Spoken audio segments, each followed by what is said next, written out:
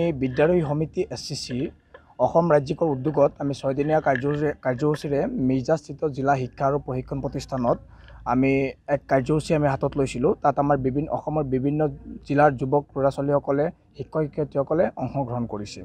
ইয়াত আমি আপোনালোকৰ যেনেধৰণৰ যোগ শিক্ষা, আত্মপ্ৰতিৰক্ষা শিক্ষা, root safety and traffic rules, disaster management, NCC basic training, আপোনাৰ SCC বেচিক ট্ৰেইনিং, বিশেষকৈ এইবাৰ যিহেতু অসম পুলিচত যিসকল ল'ৰা ছোৱালী উত্তীৰ্ণ হ'ব, মানে যিসকল ল'ৰা ছোৱালী অৱতীৰ্ণ হ'ব, সেই ল'ৰা ছোৱালীসকলক প্ৰাথমিকভাৱে তেওঁলোকক প্ৰিপেয়াৰেশ্যন কৰাৰ কাৰণে আমি প্ৰস্তুতি চলাইছোঁ SCC বাহিনীয়ে। ইয়াত কেনেকুৱা ধৰণে আচলতে নিয়োজিত হৈছে ল'ৰা ছোৱালীখিনি? আমাৰ ইয়াত ধৰি লওক আমাৰ বিভিন্ন জিলাৰ সতীৰ্থসকল আছে, আমাৰ ৰাজ্যিকৰ সতীৰ্থসকল আছে। ৰাজ্যিকৰ সতীৰ্থসকলৰ লগত যোগাযোগ কৰি যিবিলাক ল'ৰা ছোৱালীৰ নেকি প্ৰতিভা আছে, কিন্তু সেই প্ৰতিভাখিনি বিকাশ কৰি তেওঁলোকে এটি মঞ্চ পোৱা নাই, সেই ল'ৰা ছোৱালীসকলক আমি প্ৰতিভাখিনি বিকাশ কৰি এটি মঞ্চ দিয়াই হৈছে আমাৰ বিদ্যালয় সমিতি SCC অসম ৰাজ্যিকৰ লক্ষ্য আৰু উদ্দেশ্য।